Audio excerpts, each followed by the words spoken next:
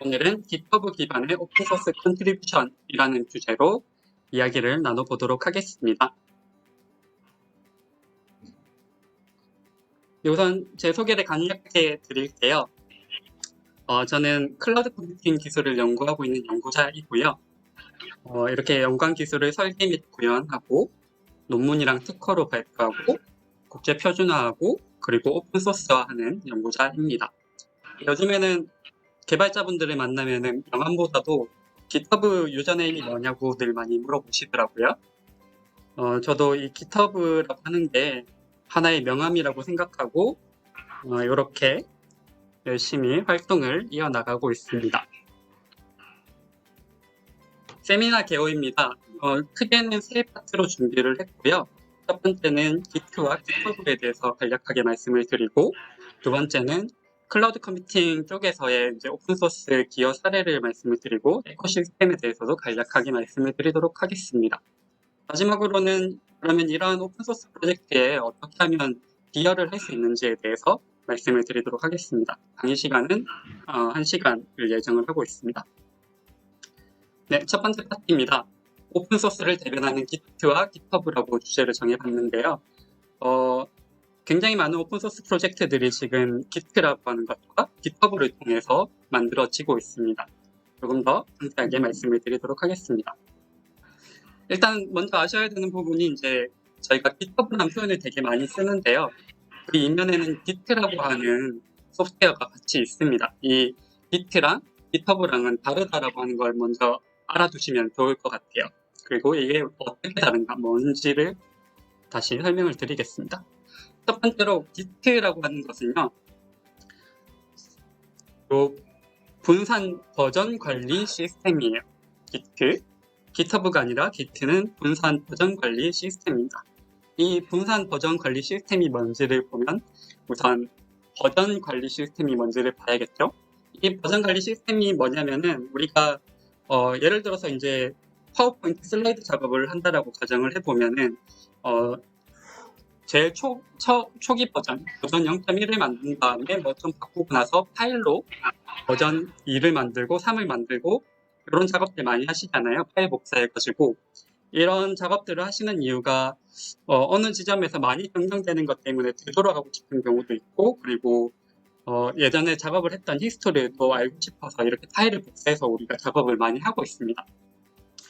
근데 프로그램에서도 이렇게 이제 해보려고 하다 보니까 프로그램을 예를 들어 이렇게 파일을 버전별로 짰다라고 했을 때는 내가 어떠한 기능이 어느 지점에 들어갔는데 지금은 되돌아갈 방법이 쉽지가 않은 거죠. 이 버전에 내가 원하는 기능이 들어가기 시작했고, 원하지 않는 기능이 들어가기 시작했고, 그 원하지 않는 기능을 지금 최신 버전에선 제거하고 싶다 라고 했을 때 이렇게 파일 기반으로 복사해서 하면은 이 파일 간의 차이도 파악하기 힘듭니다. 그런 이유에서 이거는 너무 버전을 관리하기가 힘들다. 그래서 나온 게 버전 관리 시스템이고요. 이 버전 관리 시스템은 파일을 여러 개 막 복사해가지고 쓰는 게 아니고 파일은 항상 하나인데 이 차이가 나는 부분에 대해서만 버전으로 표시를 쭉 하고 있는 거예요. 그래서 예를 들어서 이 파일에서 내가 지금 버전 0.2로 되돌아가고 싶다. 그러면은 단순히 이렇게 지정만 해주면은 이 파일 자체가 버전 0.2 내용으로 딱 바뀌도록 되는 거죠. 또 갑자기 0.2 가지고 뭔가 하다가 다시 0.7로 가고 싶다라고 했을 때는 0.7로 설정만 해주면은 그걸로 바로 넘어갈 수 있습니다. 이렇게 할 수 있는 이유는 이 상호 버전 간의 차이점들을 계속해서 저장을 하고 있기 때문입니다. 그래서 이런 것을 버전을 관리하는 시스템이라고 합니다. 그래서 Git는 기본적으로는 버전을 관리하는 시스템이에요. 버전을 관리하는 게 왜 필요한가를 보면은 아까는 이제 혼자서 작업하는 예제를 말씀을 드렸는데 여러 사람이서 하나의 파일을 같이 수정하고 있다라고 가정했을 때는 누가 뭘 수정했고 어떤 식으로 바뀌었고 이런 히스토리가 없이는 이걸 공동 작업하기가 너무 힘들거든요. 그래서 이 버전 관리 시스템이 공동 작업을 할 때는 더욱 중요해졌습니다. 이 버전 관리 시스템이라고 하는 거는 또 두 가지 방식이 있어요. 하나는 중앙 집중식 방식입니다. 중앙 집중식 방식이라는 것은 서버 쪽에 저장소가 하나 있어요. 이 저장소가 이제 이 버전에 대한 모든 정보들을 중앙 집중적으로 처리하고 있는 게 저장소입니다. 그리고 이렇게 컴퓨터가 3개가 있다고 생각하시면 이 컴퓨터의 개발자가 다 다르다고 생각하시면 되겠어요. 이 컴퓨터에서 수정한 내용을 여기서 수정한 내용을 이 저장소에다가 커밋이라고 하는 단위로 버전 바꾸는 것을 알려주는 거예요. 마찬가지로 컴퓨터 2에서도 저희가 커밋이라고 하는 단위로 이렇게 버전을 바꾼다라고 이제 알려주는 거죠. 세 번째도 마찬가지입니다.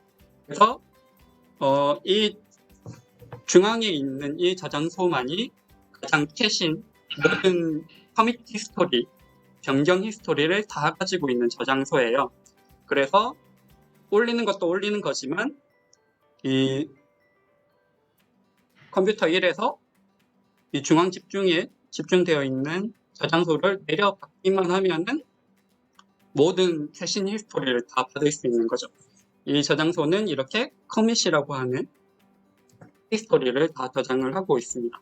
이 보시다시피 이렇게 색깔을 제가 좀 다르게 칠해 뒀는데요. 이 커밋을 만든 사람들이 다 다른 사람들인 거죠. 그래서 이거는 이제 중앙 집중식 버전 컨트롤 시스템입니다. 그 다음으로는 분산 버전 관리 시스템이 있어요. 이거는 이제 기존의 중앙 집중식 버전 관리 시스템인 경우에는 모든 것이 한 서버에 다 집중돼 있다 보니까 그 서버에 갑자기 문제가 생겨버리면은 작업하던 사람들이 작업을 못하게 되는 상황이 생깁니다. 아무런 히스토리도 아무에게도 남아있지 않고 저장을 해놓을 대상이 없어지는 거죠. 은행 서버가 터지는 거랑 똑같은 겁니다. 그래서 이제 사람들이 생각한 게 이 버전 관리 시스템도 분산해서 만들자. 인즉슨 아까 전에는 서버에 리파지토리, 저장소가 이렇게 하나만 있었는데 지금은 컴퓨터 쪽에도 이렇게 저장소가 있는 거예요. 그래서 얘네들끼리 공배를 맞추면서 상호 같은 히스토리를 유지를 하려고 이제 노력을 하는 겁니다. 그래서 아까 그 커밋하는 사례들을 다시 보시면은 컴퓨터 1번이 이렇게 있고 이게 내 컴퓨터예요. 내 컴퓨터에서 변경사항을 만들고 그 변경사항에 대한 것을 커밋이라고 하는 단위로 저장소에 이렇게 넣습니다. 여기에 넣은 거는 이 저장소에만 반영이 되어 있고 요 위쪽에 있는 저장소에는 아직 반영이 안 돼 있는 상태예요. 그것도 어떠한 명령어를 통해서 이 내용을 이렇게 똑같이 만들자라고 하는 이제 싱크를 맞춰야 됩니다. 그것을 지금 컴퓨터마다 다 하고 있는 거죠. 이제 중앙 집중식에 비해서 분산 버전의 장점은 예를 들어서 지금 제가 X를 치는 이 서버가 고장이 나더라도 이 컴퓨터를 가지고 있는 사람은 자기가 원래 가지고 있던 리포지토리에 이 히스토리가 어느 정도는 가지고 있기 때문에 계속해서 작업을 해 나갈 수가 있는 거고 나중에 이 서버가 됐을 때 자기가 작업한 내용들을 다시 푸시해서 밀어 넣을 수가 있습니다. 그래서 이제 분산 버전 관리 시스템이라고 하는 것이 굉장히 유용하고 특히 뭐 오픈소스 공동 작업을 하는데 유용하다라고 이제 알려져 있습니다. 그래서 다시 Git가 뭔지를 리마크를 해보면요. 제가 Git는 버전 관리 시스템인데 센트럴라이즈드 중앙 집중식이 아니라 분산된 버전 관리 시스템입니다. 그래서 이 Git를 쓰면은 기존의 Git를 쓰면은 버전 컨트롤 내 파일은 하나인데 내가 버전을 마음대로 바꿀 수가 있는 거예요. 그 차이점을 가지고 그렇게 할 수 있는데 그거를 저장소를 이렇게 분산해서 하는 거더라라고 이해를 하시면 되겠습니다. 자, 그러면은 지금 제가 이렇게 저장소라는 표현들을 많이 썼잖아요. 내 컴퓨터에 있는 저장소야 내 컴퓨터에 있는 그냥 데이터베이스라고 생각을 하시면 되겠어요. 데이터베이스인데 그러면 여기 이제 서버급이 되면 그래도 좀 중앙에 있어 보이는 내 저장소는 어디에 있을까라는 의문이 생기잖아요. 그것 때문에 GitHub라고 하는 것이 나왔습니다. GitHub라고 하는 거는 아까 말씀드렸던 Git 기반의 저장소들, 뭐 프로젝트에 해당이 될 수 있습니다. 이 저장소들을 내부로 호스팅을 해주고요. 그리고 사람들이 공동으로 개발할 때 필요한 여러 가지 서비스들을 제공해주는 호스팅 서비스입니다.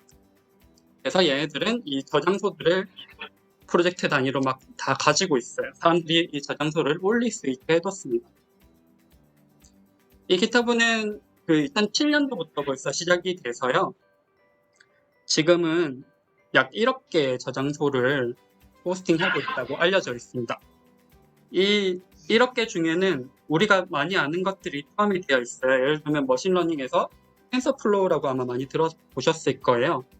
텐서플로우도 들어가 있고 클라우드 쪽에서 유명한 쿠버네티스 그리고 운영체제, 리눅스 운영체제 이런 것들이 다 오픈되어서 오픈소스 프로젝트 형태로 저장소로 만들어져 있고 그 저장소가 GitHub 상에 다 올라가 있는 거죠.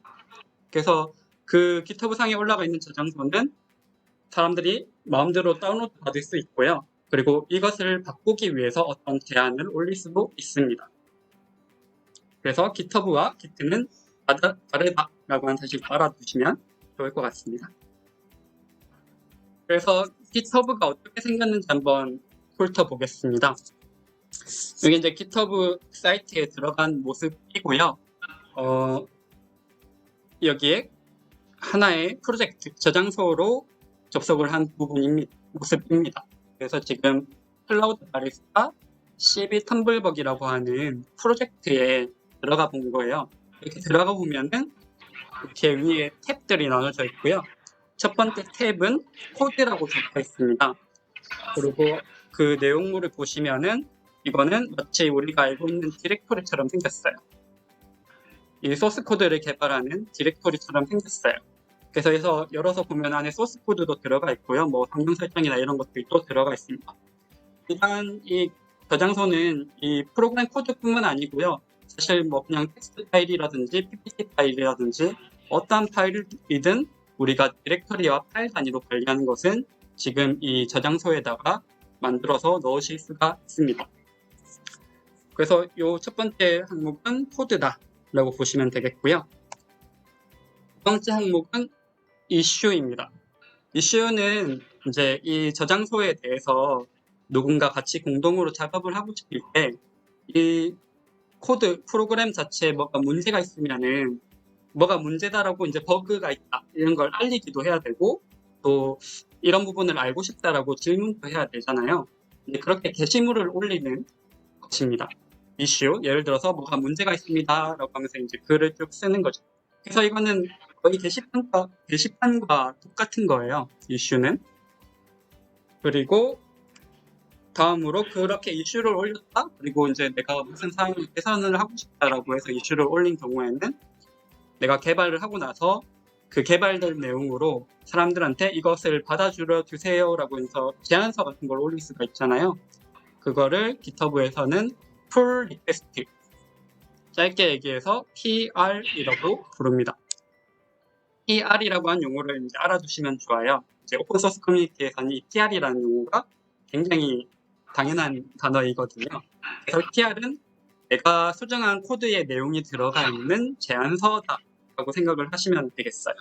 그래서 지금 여기 보시면은 이 항목 하나하나가 하나하나의 제안서이고요. 이걸 열어서 보시면은 마치 또 게시물처럼 되어 있습니다. 그래서 여기에 지금 하나의 PR을 연 거고요. 요거는 이 어떤 기능을 추가를 하고 싶다라고 하는 제안서입니다. 원래 여기 컨버세이션을 보시면은 이게 이제 뭐에 대한 제안인지에 대해서도 이제 좀 써야 되고요. 그 다음에 중요한 부분은 이 PR을 통해서 어떠한 파일들이 어떻게 변했다라고 하는 수정사항들도 다 명시가 되게 됩니다. 그래서 요거를 이제 올리면 이 프로젝트를 관리하는 관리자들이 이 제안서를 보고 이런 거는 좋겠다 이러면서 이제 수용을 하기도 하고 어떤 부분은 이런 것은 받아들일 수가 없다라고 하면서 거절을 하기도 합니다. 그래서 이런 식으로 좀 개선을 해달라고 요청을 이 PR을 가지고 하게 되는 거죠. 이게 제안서라고 생각하시면 되겠습니다. 그래서 이제 그 오픈소스 프로젝트에 주로 기여를 하시게 되면은 이 이슈와 PR을 올리는 과정이 되실 거예요. 이슈는 뭐가 문제가 있다라고 글을 올리시고, PR은 내가 그래서 그거를 어떻게 개선을 한 다음에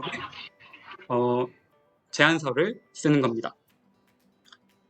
그래서 GitHub라고 하는 것은 이제 간단하게는 이렇게 생겼습니다. 네, 요거는 이제 그 PR에 대해서 논의를 거치고 승인자가 승인 및 통합을 하면은 그 저장소에 이제 이 우리가 제안한 내용들이 쏙 들어가게 됩니다.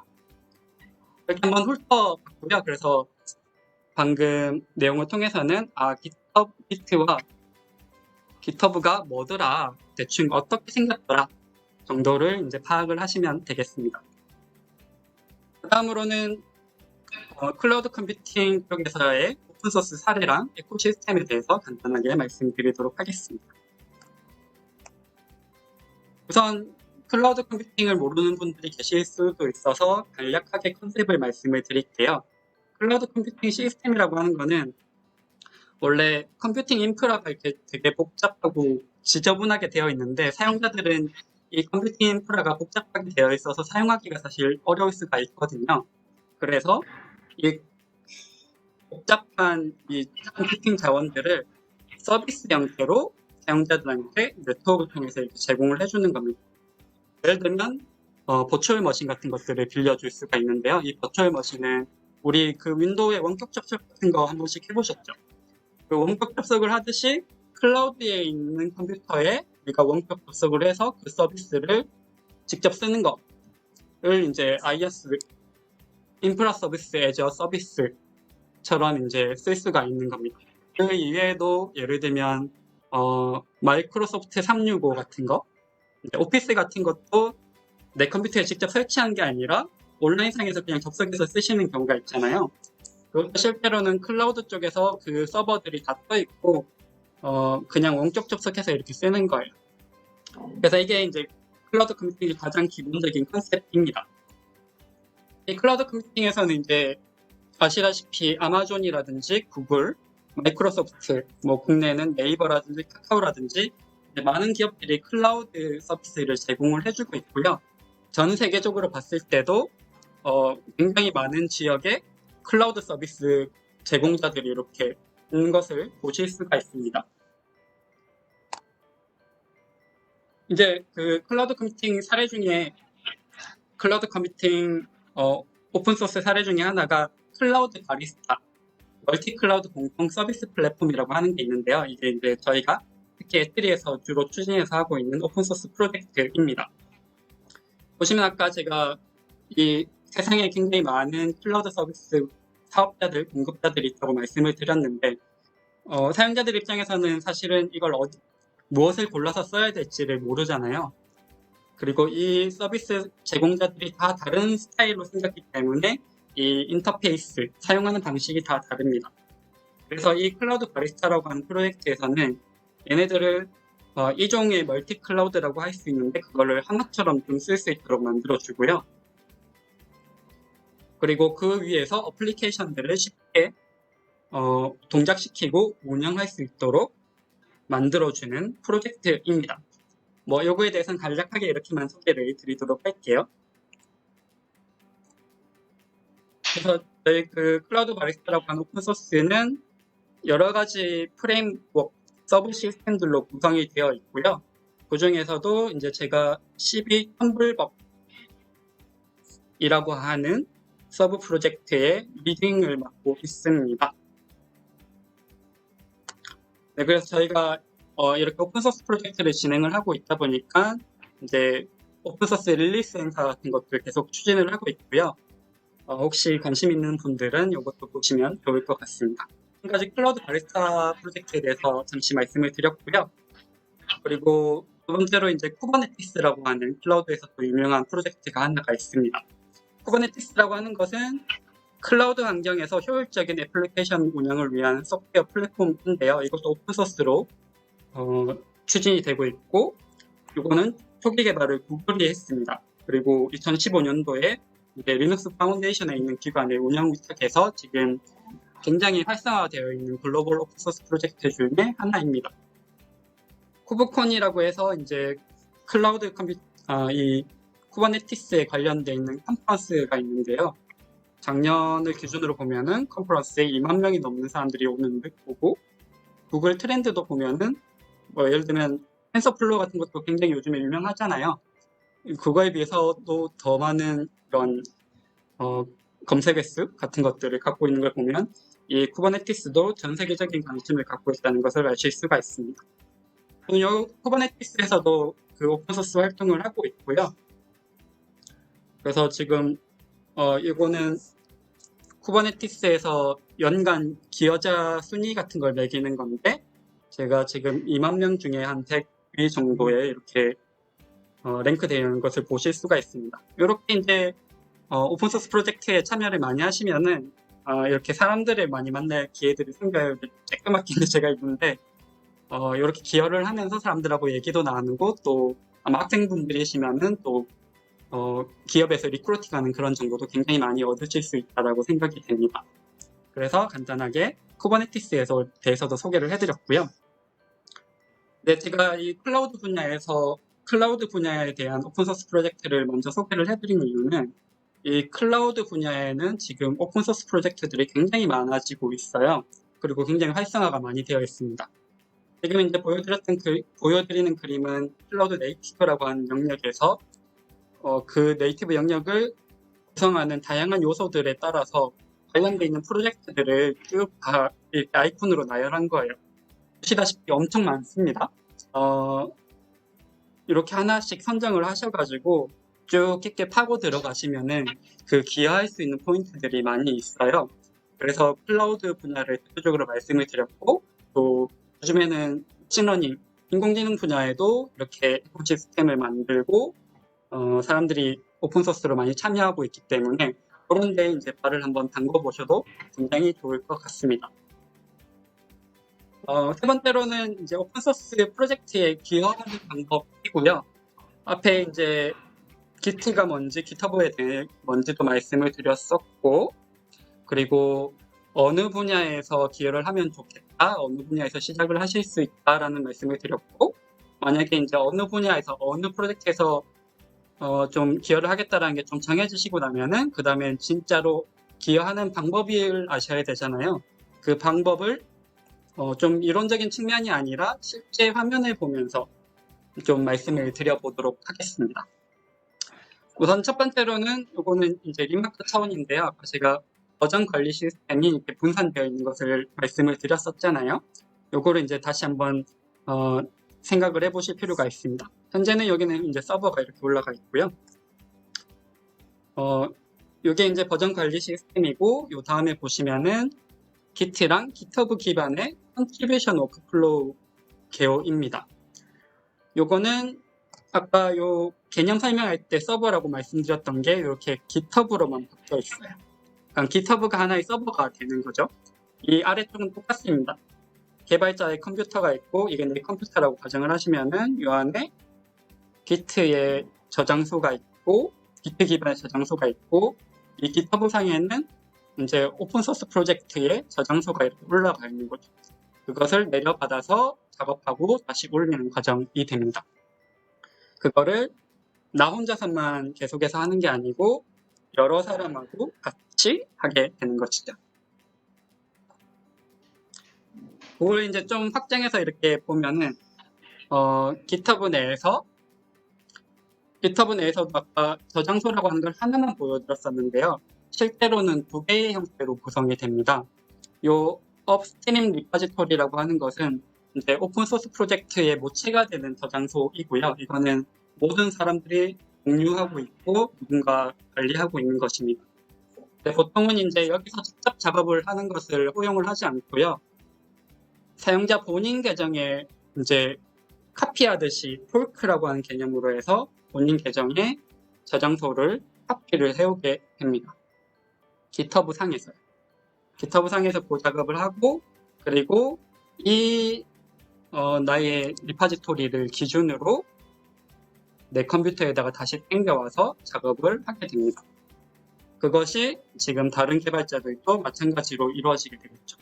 그래서 우리 본인의 상황만 이제 가정을 해보면은 이쪽에 보시면 되고요. 이게 지금 이쪽에 빨간색 영역은 GitHub에서 하는 영역이고 아래쪽 영역은 맥 컴퓨터에서 하는 영역입니다. 그래서 컨트리뷰션 기여를 하기 위한 워크플로우는 실제로는 이렇게 간단하게 생각을 하실 수가 있습니다. 그 업스트림 리파지토리, 그 오픈스택 프로젝트의 메인이 되는 리파지토리, 거기서부터 그 내용을 내 작업 공간까지 쭉 카피해온 다음에 카피해온 상태에서 실제로 개발을 진행을 합니다. 뭔가 변경사항이 생기겠죠. 그리고 변경사항이 생긴 것을 위쪽으로 이제 쭉 올려주는 거예요. 그래서 최종적으로는 업스트림 리파지토리에 내가 변경한 사항들이 이제 들어가도록 만듭니다.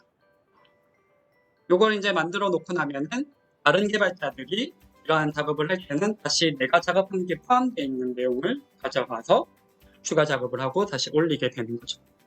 그래서 여기서 이렇게 간단하게 말씀드린 거를 실제 캡처 화면 같은 것들을 제공을 해드리면서 해드리도록 하겠습니다. 네, 첫 번째로는 준비 과정이에요. 이거는 제가 직접 새로운 GitHub 계정을 하나 파서 초기 상태부터 먼저 보여드리는 겁니다. 제가 지금 저희 집 고양이 이름이 태식인데요. 김태식이라고 하는데, 그래서 태식이 캣 태식의 아이디를 이제 하나 새로 만들었어요. 쉽게 만드실 수 있습니다. 그냥 뭐 어느 그 로그인 절차랑 똑같이 가입하기를 하시면은 이 화면까지는 금방 가실 수가 있습니다. 요 캣 태식이라고 하는 게 GitHub의 사용자명이고요. 본인의 아이디 같이 생각을 하시면 돼요. 그리고 이제 제가 지금 저장소를 하나만 그냥 일부러 추가를 해놓은 상태입니다. 여기가 이제 저장소를 임의로 이제 하나를 추가한 거고요. 이 캣시기는 지금 이렇게 기여한 게 별로 없는 상태이죠. 이게 이제 기본 화면입니다. 이렇게 이제 가입만 하면 이렇게 확률이 되어 있고요. 그 다음에 이제 보통 가입을 했으니까 자기소개, 자기 거 설정하는 내용들이 있겠죠. 그래서 뭐 이름이라든지 이메일이라든지 뭐 이런 것들은 이제 좀 하나씩 설정을 해두시면 좋습니다. 이게 이제 나중에는 실제로 본인의 프로필이 될 수도 있는 겁니다. 이렇게 저희 집 고양이에요. 저희 집 고양이 이렇게 프로필 사진으로 올려놨습니다. 자, 그 다음에는 이렇게 내가 GitHub 계정이 생겼고 GitHub 공간이 생겼습니다. 그리고 기여 프로젝트 기여를 할 대상을 이제 찾아야겠죠. 그래서 예시로 아까 제가 말씀드렸던 클라우드 바리스타를 한번 여기다가 검색을 해보겠습니다.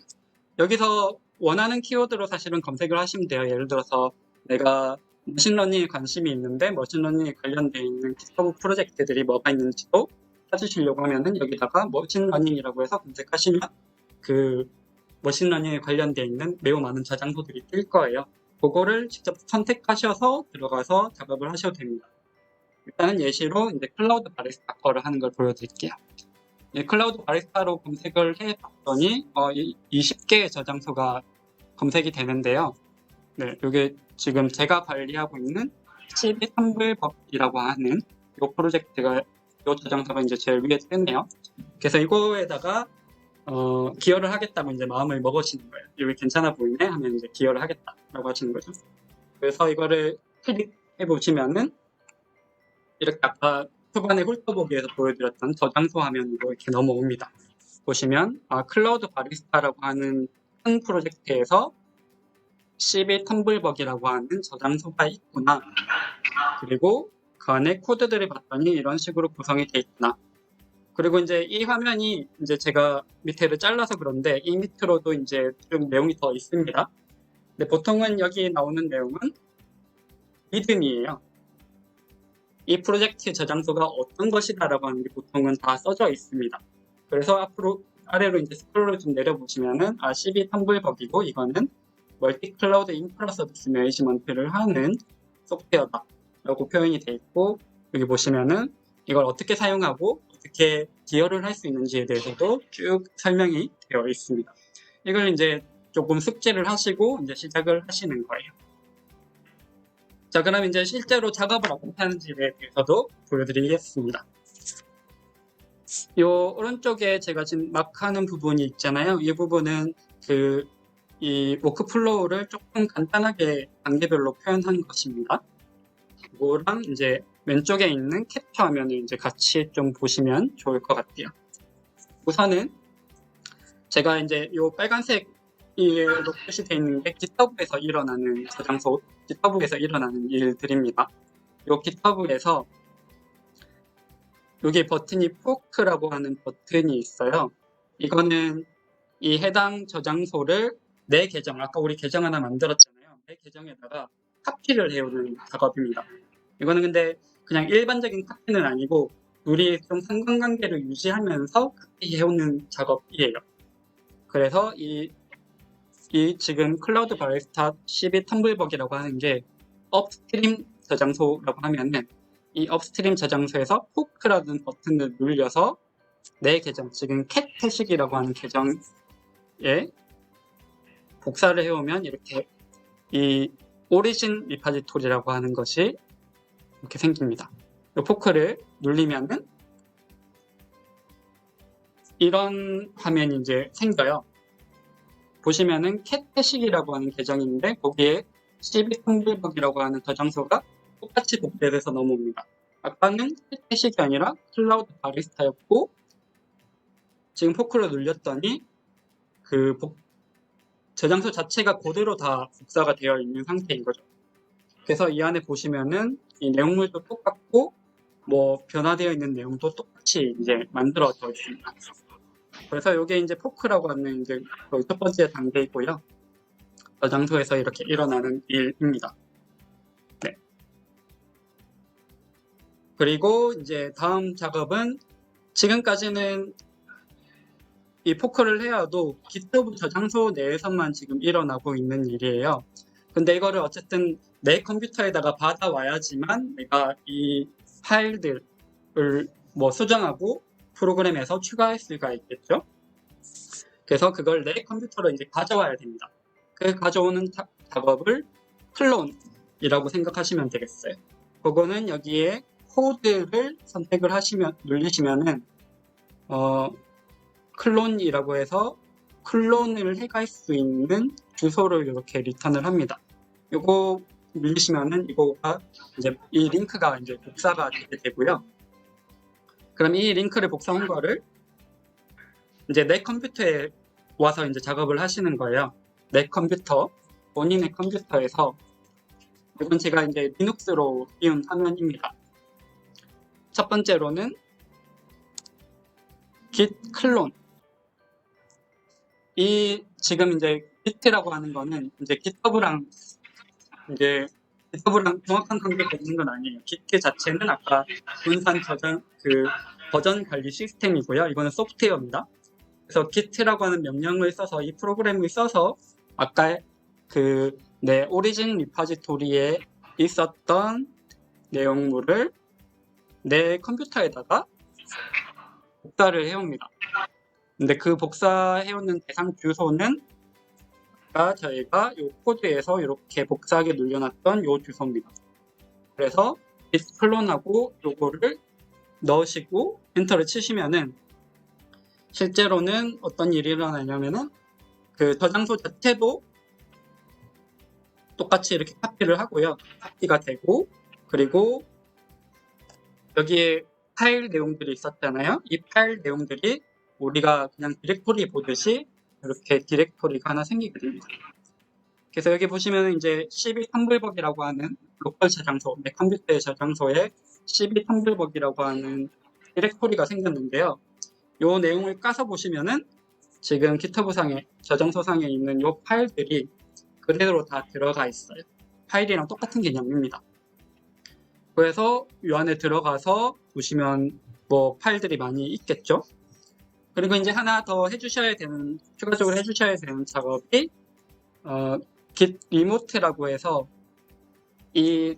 내 저장소가 어느 저장소하고 관련이 되어 있는지를 정보를 추가를 해줘야 돼요. 그래서 이 리모트라고 하는 것은 지금 내 컴퓨터에 받아왔지만 얘가 이 업스트림 리파지토리라고 하는 거와 오리진 리파지토리라고 하는 것이랑 관련이 있다. 그 링크 주소를 이렇게 불려줘야 됩니다. 그 커맨드는 이런 식으로 되어 있는데요. 이건 이제 나중에 실제 작업을 해보실 때 이제 이런 것들은 알아주시면 좋을 것 같습니다. 그래서 제가 이런 그 명령어를 좀 디테일하게 상세하게 보여드리는 이유는 요거를 그대로 따라 하실 수가 있어요. 이 커맨드를 그대로 한번 따라해 보셔도 아무런 문제가 안 생기기 때문에 고장나도 좋다라고 생각하시고 그냥 한번 따라서 해보세요. 그런 취지에서 이걸 이제 일일이 일단 다 설명을 해드리고 있습니다. 그래서 최종 결과로는 이런 식으로 그 오리진 리모트하고 업스트림 리모트라고 하는 게 주소가 이렇게 적혀지도록 커맨드를 통해서 쓰시면 됩니다. 이것도 이제 내 컴퓨터에서의 기본적인 환경 설정이라고 생각하시면 되겠어요. 그리고 이제 제가 저는 이제 주로 리눅스로 작업을 하기 때문에 이렇게 커맨드를 쳐서 하는데요. 리눅스가 아니라 윈도우 앱으로도 이 기트 작업을 할 수가 있습니다. 그래서 GitHub 데스크탑이라고 하는 애플리케이션 다운로드 받으시면요. 이 커맨드가 아니라 이렇게 버튼 기반으로 이 작업을 하실 수도 있어요. 근데 저는 아무래도 리눅스 쪽을 조금 더 추천을 드립니다. 왜냐면 이런 과정들이 조금 더 익숙해지셔야 되거든요. 지금 가져오고 내려받고 연결시키고 뭘 바꾸고 이런 작업에 계속해서 이제 익숙해지셔야 돼요. 그래서 고장나도 좋으니까 무조건 해보시는 것을 추천을 드립니다. 네, 아직까지도 그 내 컴퓨터 쪽에서 설정하는 부분이에요. 추가적으로 더 설정해줘야 되는 부분이 내가 앞으로 이 프로그램 코드 같은 것들을 수정을 할 텐데 이 기트에서는 이 내용을 누가 수정했는지가 중요하거든요. 그 히스토리를 남기는 게 중요합니다. 그래서 나의 지금 내 컴퓨터요. 내가 지금 수정하고 있는 사람의 사용자 명칭이랑 이메일 주소를 설정을 해줘야 돼요. 그래서 이런 식으로 이메일 주소랑 사용자 명칭을 수정을 해주고, 네, 그러고 이제 확인을 해보면은 이런 것들이 이제 잘 들어가 있는 것을 확인을 할 수가 있습니다. 그래서 개발자 정보도 넣어주셔야 돼요. 여기까지도 환경 설정 부분입니다. 네, 그러고 이렇게 설정한 다음에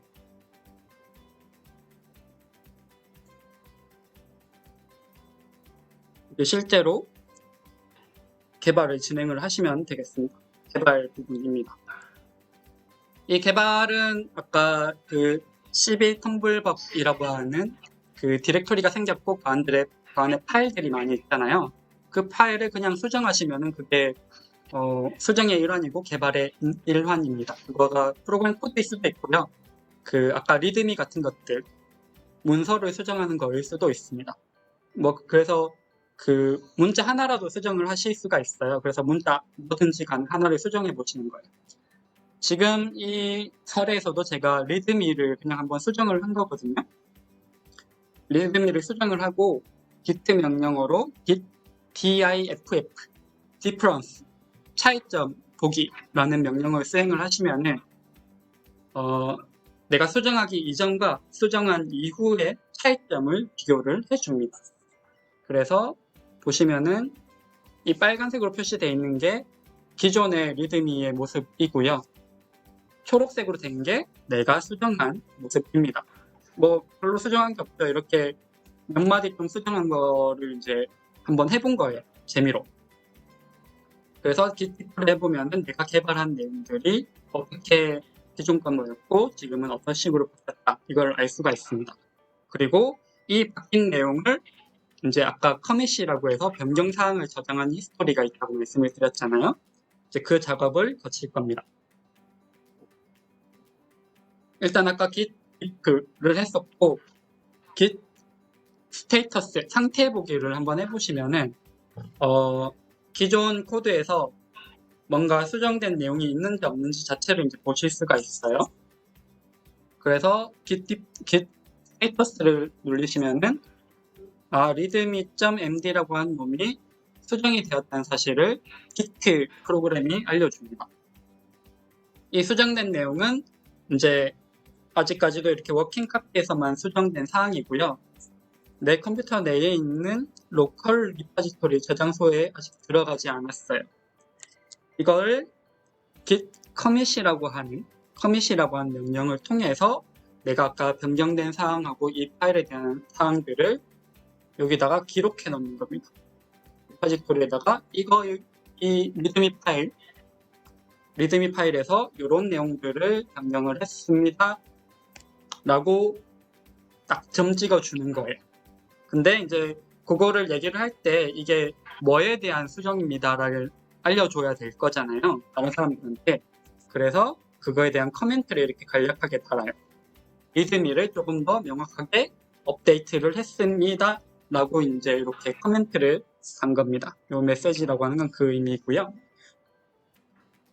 그래서 이거를 커밋을 완료를 하고 나면은 이제 로컬 리파지토리, 내 컴퓨터 아직까지는 내 컴퓨터 상에서 일어나는 일이에요. 로컬 리파지토리에 방금 커밋 내용이 기록이 됩니다. 그 기록된 내용을 이제 로그로 한번 보면은 그것도 git 명령으로 git log라고 하는 커맨드를 치면은 옛날에 변경사항에 대한 것들이 모두 다 기록으로 남아 있어서 그걸 모두 다 볼 수가 있어요. 그래서 로그에서 요 아래까지 보시면은 내가 변경하기 이전의 로그들입니다. 내가 변경하기 이전에 누군가 이런 일들을 했던 거예요. 이제 보면 이 어서 만든 사람이 다 제각각이죠. 이걸 이제 공동 작업을 하고 있는 상태인 겁니다. 그리고 방금 막 우리가 만들었던 거, 리드미라고 하는 거, 리드미.md를 수정을 했던 내용은 이렇게 우리가 남긴 코멘트, update readme clearly 라고 하는 코멘트가 남아있고, 그리고 이걸 만든 만든 고양이는 이제 캣식이라고 이렇게 남아있는 거죠. 그래서 이게 하나의 커밋이라고 하는 단위로 이 히스토리가 저장이 된 거예요. 자, 근데 아직까지도 그 히스토리가 여기에만 반영이 돼 있어요. 로컬 리파지토리에만 반영이 돼 있고, 이 GitHub 상에는 아직 아무런 변화가 없습니다. 아직까지도 나만 혼자서 작업하고 있는 거예요. 하지만 기록은 해둔 거죠. 그래서 요 다음 단계는 결국에는 아직까지는 내 컴퓨터에서만 일어나고 있는 일을 위쪽으로 쭉 반영시키는 일입니다. 근데 우선 내가 변경한 걸 그냥 위로 쭉 다 올려버리는 게 아니고요. 내가 뭔가 작업을 하던 사이에 그 업스트림 쪽에서 다른 사람들하고 지금 같이 작업을 하고 있는 거다 보니까 업스트림 쪽에서 또 다른 사람들이 이미 뭘 바꿔놨을 수가 있어요. 리드미에 대해서도 바꿔놨을 수가 있어요. 내가 작업하던 사이에요. 그래서 혹시라도 다른 사람이 내 거랑 충돌이 나지 않는지를 확인하기 위해서 다시 한번 위에 있는 것들을 땡겨와가지고 확인을 해봅니다. 그 작업을 git patch upstream이라고 하고요. 이거를 해석을 해보자면 git를 가지고 patch, 최신 정보를 끌고 오는데 어디 최신 정보를 끌고 오는가? upstream이라고 하는 리파지토리에 최신 정보를 끌고 오는 거예요. 이 업스트림이라고 하는 거는 아까 내 컴퓨터에서 git 환경 설정 말씀을 드릴 때 저희가 업스트림 저장소라고 하는 주소를 일부러 지정을 한 바 있습니다. 그 주소에 맞는 놈이 이제 최신 정보가 이제 끌어져 오는 거죠. 그래서 업스트림 리파지토리에서 최신 정보를 다시 끌고 와요. 그래서 보면은 뭐 새로운 아까 이렇게 보여드렸던 로그들 중에서 새로운 로그가 다른 사람이 만든 로그가 추가되어 있을 수도 있어요. 이제 그 경우에는 플러스를 시켜가지고 이거는 이제 이걸 병합한다라고 표현을 하는데요. 다른 사람이 한 내용과 내 거를 병합한다. 그걸 이제 플러스를 시키게 됩니다. 이거는 뭐 직접 하는 건 아니고요. git 명령으로 rebase라고 하는 명령을 통해서 다른 사람들이 혹시 최신으로 뭔가 해놓은 게 있으면은 내가 현재 한 작업하고 또 병합을 해가지고 내용물을 가지고 있습니다. 그래서 그 히스토리를 업데이트를 한 다음에 그 다음 작업으로 git push origin master라고 해서 내 로컬 리파지토리에 있는 내용을 이제 GitHub 쪽으로 올리는 거예요. GitHub 쪽으로 올리는데 그 업스트림 리파지토리 클라우드 바리스타 12 텀블벅이라고 하는 거, 그 사람들이 같이 작업하고 있는 거기로 바로 올릴 수가 없어요. 그거는 거기서 허용을 안 해줍니다. 그렇기 때문에 1차적으로는 내 계정 지금 캣캐식 계정에 리파지토리가 복제가 되어 있잖아요. 내 오리진 리파지토리에다가 이렇게 푸시라고 하는 명령으로 현재 내 그 커밋 내용들을 위로 밀어넣는 겁니다. 그래서 푸시라고 합니다. 그렇게 하면은 이 오리진 리파지토리 내용이랑 로컬 리파지토리 내용이랑 이제 같아지게 돼요. 그래서 푸시한 결과 내용을 보시면은 어디다가 푸시를 했냐? 그 클라우드 바리스타가 아니고 캣캐식의 12 텀블벅이라고 하는 리파지토리에다가 푸시를 하게 된 거예요. 네, 그래서 푸시를 하고 나면은 이제 GitHub 가서 이제 볼 수가 있는 겁니다. 이제야 이 GitHub에 반영이 조금씩 되기 시작한 거예요. GitHub에서 우리가 알고 있는 이 캣캐식 자기 계정 들어가고 그리고 저장소 주소를 이렇게 들어가 보면은 아까 우리가 수정한 내용, 이 로컬 컴퓨터에서 수정했던 리드미의 내용들이 실제로 얘한테는 바로 반영이 되어 있는 것을 보실 수가 있습니다. 여기 아까 그 초록색 부분 있잖아요. 초록색 부분이 여기에 바로 들어간 거예요. 이렇게 이제 로컬 리파지토리가 업데이트가 됐습니다. 근데 우리의 최종 골은 이 캣캐식에만 이게 반영이 되어 있는 것이 아니라 결과적으로는 이제 실제 오픈소스 프로젝트의 메인 저장소인 업스트림에다가 이제 반영을 하는 거죠. 아직까지는 업스트림에는 반영이 안 돼 있습니다. 그러면은 이거를 어떻게 반영을 해야 될까? 바로 아까 제안사라고 말씀드렸던 풀 리퀘스트 있잖아요. PR이라고 부르는 거.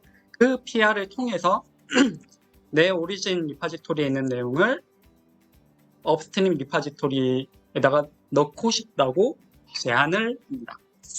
그거는 여기서 보시면 이제 풀 리퀘스트라는 탭에 가셔가지고 그냥 새로운 풀 리퀘스트 열기를 누르시면 돼요. 이거 이제 게시물을 하나 만드는 거랑 동일한 작업입니다. 자, 이렇게 열면은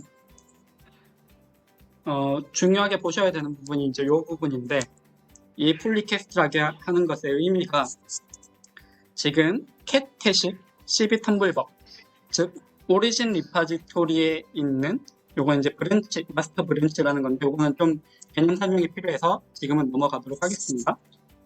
12 텀블벅이라고 하는 건데 캣캐식에 있는 내용을 어디다 넣냐? 클라우드 바리스타 쪽에다가 넣어달라 라고 풀 리퀘스트를 만드는 거예요. 여기로 넣어달라라고 지금 풀 리퀘스트를 만드는 거예요. 다른 데도 넣을 수 있다는 얘기지요. 다른 데도 만약에 다른 저장소가 있다면은 어디든지 선택해서 넣을 수가 있습니다. 하지만 현재 우리 목적에는 이제 요런 세팅인데 맞는 거죠. 이렇게 세팅이 잘 되어 있는 것을 보시고 Create Pull Request를 누르시면 되는데요. Pull Request를 눌려보시면은 우리가 이제 그냥 블로그에 글 올리듯이 이렇게 제목 쓰고 내용 쓰고 이런 이제 제안서를 쓸 수 있는 화면이 나옵니다. 그래서 제목은 뭐 아주 명확하게 써주는 게 좋죠. 리드미를 조금 더 명확하게 바꿔서 업데이트를 합니다. 그리고 그 내용에 대해서도 조금 뭐 이렇게 이 풀 리퀘스트, 이 제안서는 readme.md 파일의 문구를 조금 더 명확하게 수정을 했습니다. 라고 이렇게 내용을 쓰는 거죠. 네. 그리고 이제 실제로는 요 아래쪽에는 보시면은 뭐가 수정이 되어 있는지 그 기록도 밑에 이제 보여지게 됩니다. 이렇게 해서 풀 리퀘스트를 열기 라고 하면은 자 이게 이 풀 리퀘스트는 어디 생기냐? 클라우드 바리스타에 생기게 돼요. 이 풀 리퀘스트를 열기를 하면은 이제 클라우드 바리스타 쪽에 이제 풀 리퀘스트가 생기게 되고요. 이건 게시물 번호입니다. 우리가 방금 만든 게시물, 캣캐식이 만든 게시물이 이렇게 만들어진 거고요. 여기 제목과 여기 내용이 있고, 네, 여기 보시면 이제 여기에 뭐가 파일이 바뀌었는지가 나오게 돼요. 자, 이렇게 제안서를 쓴 거죠. 그리고 이미 개발된 내용을 포함해서 제안서를 쓴 거예요. 그러면 이거를 이 텀블벅을 관리하는 사람들이 이상한 내용들이 들어가 있을 수도 있잖아요. 그러니까 그냥 받아주는 게 아니라 리뷰 의견 반영 절차를 거칩니다. 이게 실제로 이제 캐시기에 이런 거를 올렸더니 여기 이제 관리자가 의견을 주셨어요. 요런 걸 하나 넣는 게 어떻겠냐 라고 줬고, 또 누군가 또 의견을 이렇게 주셨어요. 이거는 이렇게 해서 이런 게 좋겠는데요 라고 의견을 주니까 이거를 이제 다 반영을 해줘야 될 의무가 있습니다.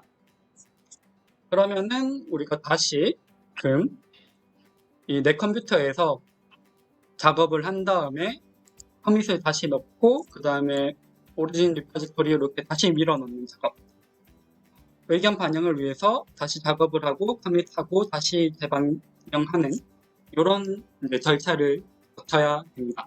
리뷰어의 의견이 다 반영이 되고 나면은 이 관리자가 이 PR을 머지, 병합하는 명령을 내리게 됩니다.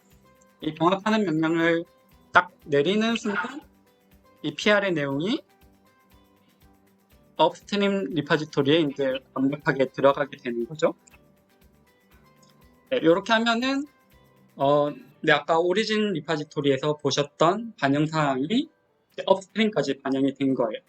그러면 이제 다른 개발자들, 공동 개발하는 기여자들이 업스트림을 가져가면은 내가 기여한 내용들도 한꺼번에 이제 가져가게 되는 거죠.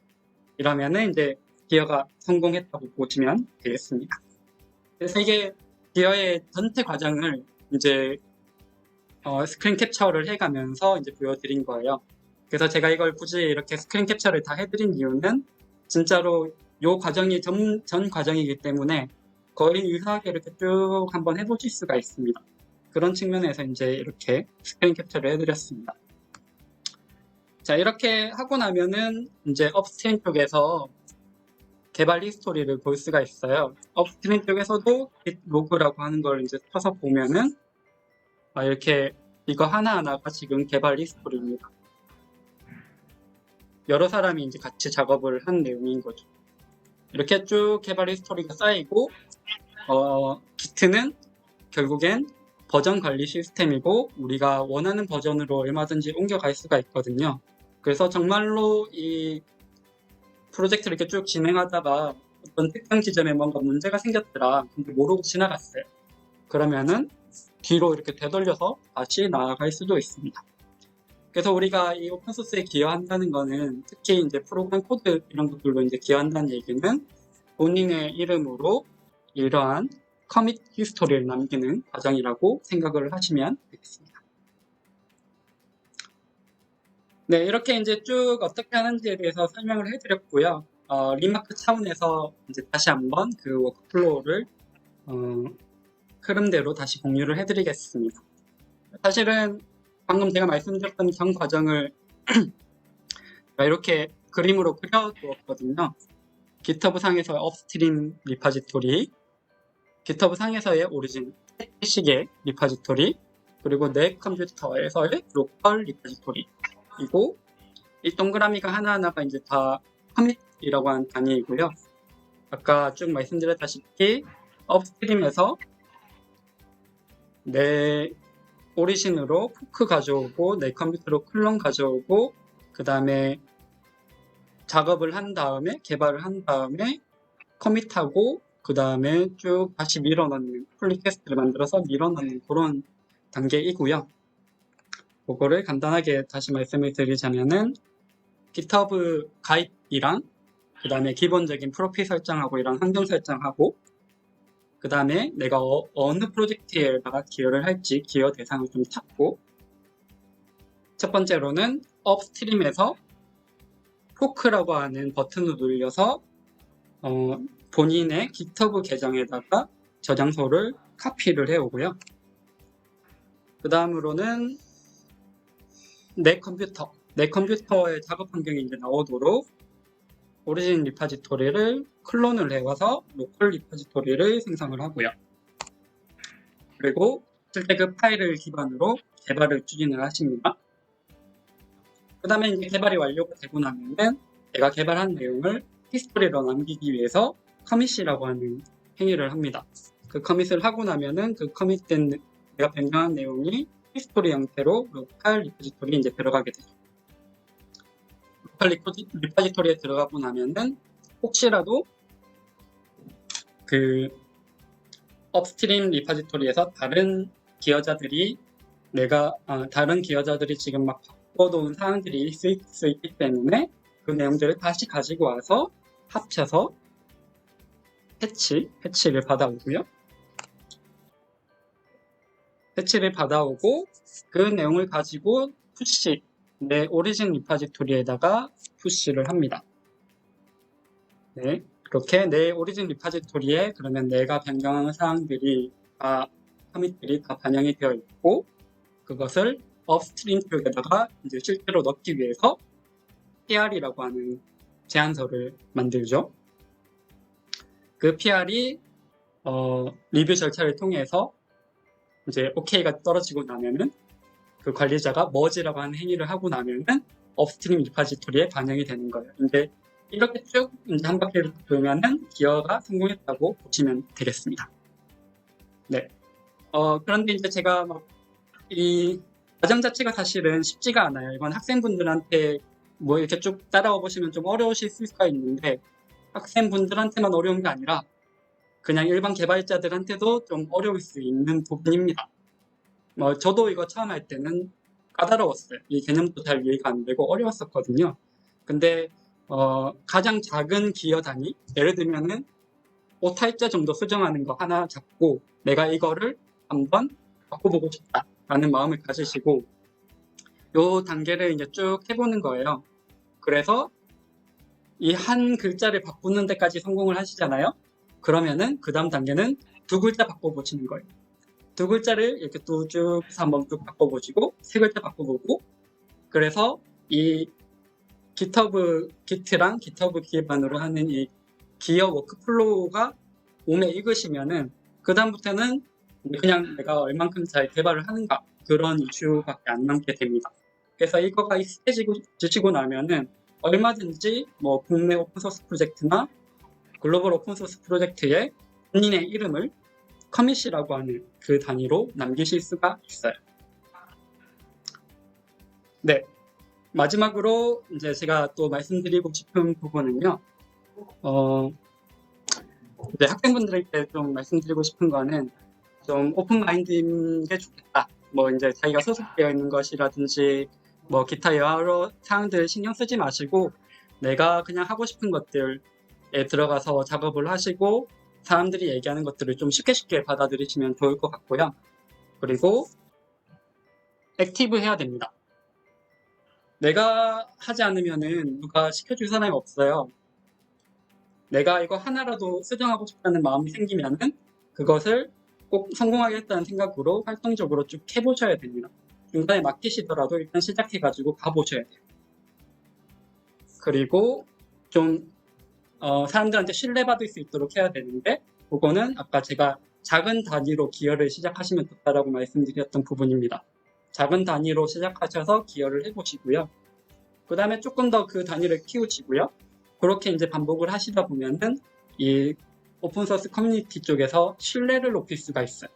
그러면은 점차 사람들이 조금 더 책임감이 요구되는 그런 일들도 본인한테 맡기게 됩니다. 그래서 열린 마음으로 열심히 활동하고 그 열심히 하는 것을 책임감 가지고 하면은 이 오픈소스 커뮤니티에 깊숙하게 들어가실 수가 있고요. 여러 사람들과 즐겁게 얘기도 나누고 좋은 활동을 하실 수가 있습니다. 그리고 학생분들한테 좋은 부분은 또 필요한 부분은 그 자기가 하는 모든 작업들을 레코드로 남기는 것, 히스토리로 남기는 게 굉장히 중요한 것 같습니다. 저도 이런 걸 조금 이제 하려고 하는데요.